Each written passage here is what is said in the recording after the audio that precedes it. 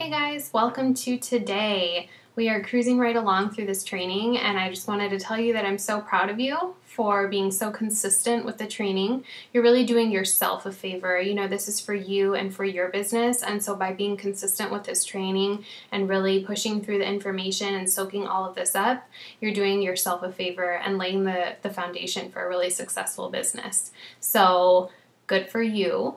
And obviously, if you've come this far, you've learned probably that there's, lots of bits and pieces that you need to remember. And the key to all of that for me is staying really organized. I definitely struggled with that, through the beginning of my business. And it just boils down to really simple things. And so what I'm going to be talking about today is the Power Hour to-do list. And so this is super important for you because if you're running your business on social media, like I am, and like a lot of coaches are, you know that Facebook specifically is just laced with like some crazy distractions every day. You have that little red blinking notification box, like click me, and your messages and, things popping up down here and some new pretty picture to look at in the news feed. Don't get distracted, okay? Because you're going to spread out your power hour into like power 4 hours. And we don't all have 4 hours to dedicate, right? Sometimes you do need to spend more time than just an hour. But I'm going to tell you how to get through all of the things that you need to do to be a successful coach and build a successful business in just 1 hour. 1 hour a day. That's it. That's all it takes. And so really the first thing I talked about already is consistency.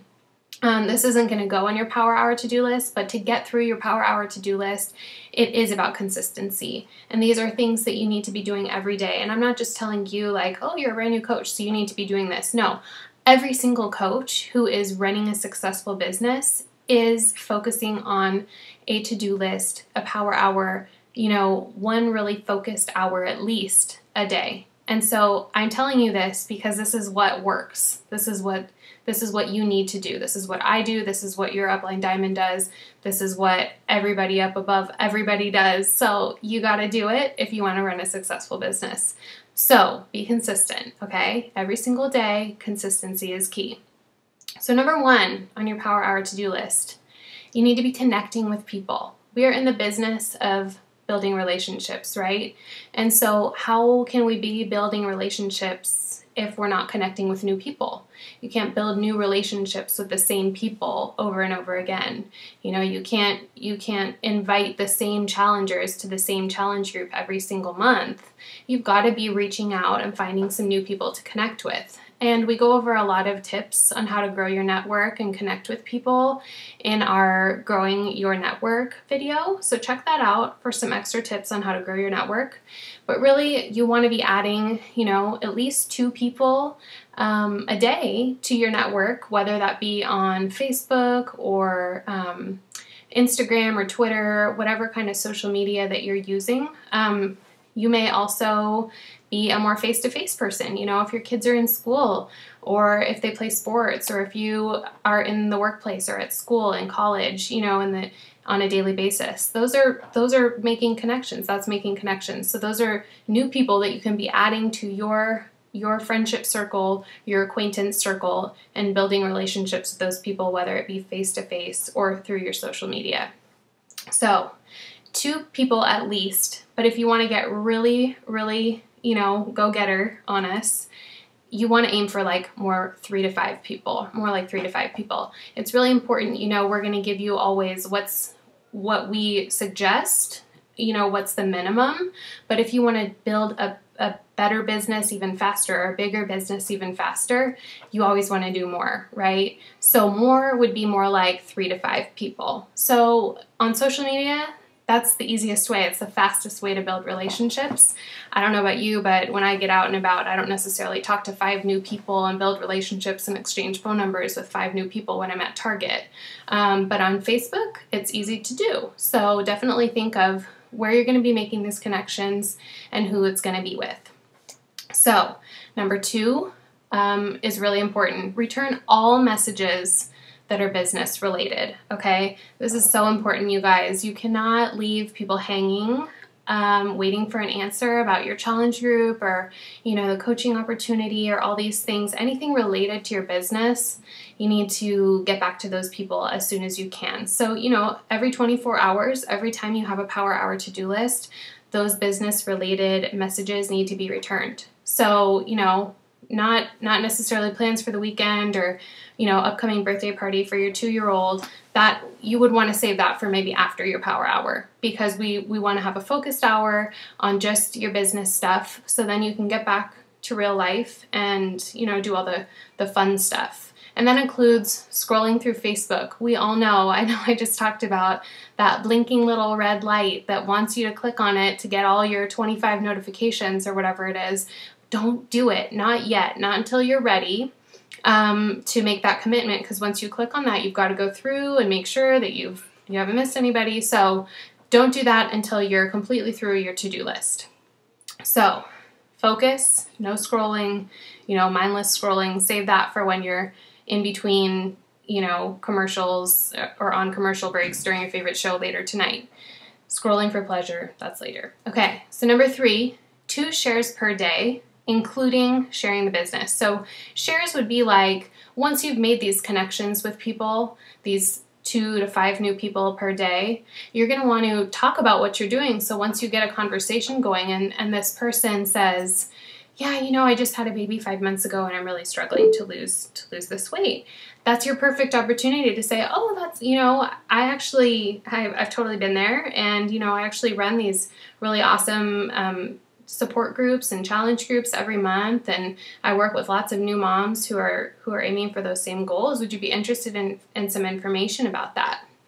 That's a share. So making those new connections and putting the business and putting challenge groups and the opportunity in front of people, that's going to fall into your Power Hour to-do list. Number 4, follow up always. Okay. The fortune is in the follow-up, right? That's what they say. That's how the saying goes. It is so true. I can't tell you how many times I've gone back through my inbox, at month end, and we all know about Success Club, and oh my gosh, I need to get 2 more points to hit Success Club 10 or whatever it is, Success Club 5.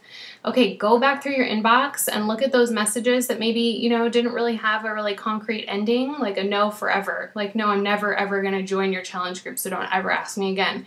Okay, sometimes no means not right now. So if you haven't talked to that person for a month or 2, follow up with them and just say, hey, I was just thinking about you, and, I've got this challenge group coming up, and I just thought, you might be perfect for it. It might be a great timing for you. So I just wanted to invite you and follow up with you and see if you had any other questions. Or, if you were just talking to somebody 2 days ago and you haven't really heard back from them whether they want to join your upcoming challenge group or not, you can let them know that, the clock's ticking a little bit, no pressure at all, but I just wanted to find out if you had any more questions about what we went over the other day.